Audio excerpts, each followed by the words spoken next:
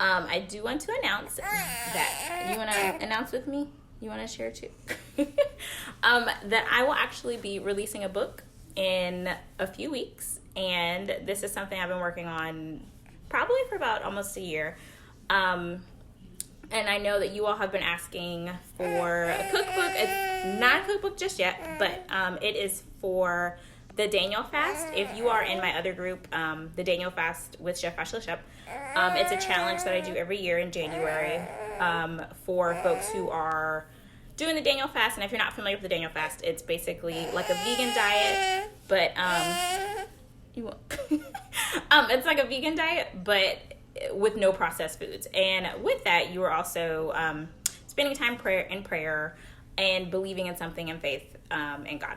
And so I had done it as a challenge virtually, and it just was laid upon my heart to do it in printed form because I know some people are not digital people. Some people would like to have something tangible in their hands. And it also will have spaces for you to journal your thoughts, to record your things that are just downloaded into your spirit during prayer time as well. And so I'm excited about that. I was going to show you a little bit of a sneak preview of it, but I'm on my phone and not my computer, so I'll have to come back and do that later. But I thought this was also relevant, even if you're not Christian or you don't believe in a faith. Just to say that for me, this is kind of getting a little moment of transparency. I'm gonna flip you around. I'm getting sleepy. For me, it was something that it kind of took a lot of time in terms of getting myself to believe that it would be something I could do. And I know some people might think, they kind of think that I just am confident about a lot of things, which I am. But not everything. A lot of times I have a lot of self-doubt. I have a lot of questioning. I'm an overthinker. Some of y'all are probably also overthinkers. I see it when you're talking about recipes and you're like, should I put this in there? Does that go in there? And it really is something that can be debilitating. And so if there's something that during this time in your life that either God's placed on your heart or you have an inner voice that's telling you, hey, like maybe this is something you should pursue, or maybe this is something you should stop doing, this is an excellent time to follow that and listen to that voice because it's kind of like a moment where we're paused in time. And for those of us that are blessed enough to be able to work from home, even though sometimes it seems not like a blessing, when the baby's screaming or your kids are running around crazy or you're on another Zoom meeting and you're like, I'm done with this. It really is an opportunity to just give us a time to pause and to think about what's really important. And so for me with writing the book, I felt like it was something that was laid on my heart that I had been ignoring.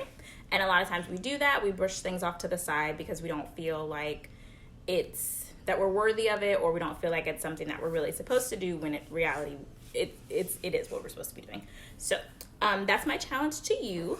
If there's something that you want to share that you are either going to take the plunge and do or stop doing, because that's another equally powerful notion, is that there's certain things that I just am not going to do anymore because they're not as important to me. Because the current state of the world can be kind of scary, and it can be something that makes you reflective and think, okay, what should I really be focusing on during this time? So for me, my focuses are going to be on family, of course. He's going to take a nap in a little bit. And also helping people like you guys. So helping you to be able to navigate this time without added stress, because dinner was already a stressor for a lot of people, and now we're adding on lunch and breakfast. And so those are things that I'm going to focus on, providing content to you so you have options, so it's not just piling up because it can be overwhelming. So that's the announcement. The book should be out between this month and next month. I'm in the final editing process. Once it is released, I definitely will share it here with you all. And if you have any questions about the topic, if you've never heard of the Daniel Fast before, you might want to check out my other group, the Daniel Fast with Chef Ashley Shep, because there's a lot of information about it in there. Or if you just want to ask me in general, I'm totally fine answering those questions with you. And like I said, it's something that a lot of people do in January, but at the same time, generally fasting can be like a reset for you. And it's different from other fasts, because when you hear the word fast, you think, oh, I can't eat. It's like intermittent fasting. You're not supposed to eat during certain hours. With the Daniel fast, you can eat whatever hours of the day. It's just restricting on what you're eating. So you would be eating whole grains, fruits, vegetables, nuts, anything that's not processed from an animal. So you wouldn't be able to do things like honey or meat or seafood, but anything that's not an animal product is fair game. So that's just kind of a snippet about it. And I wanted to share with you all first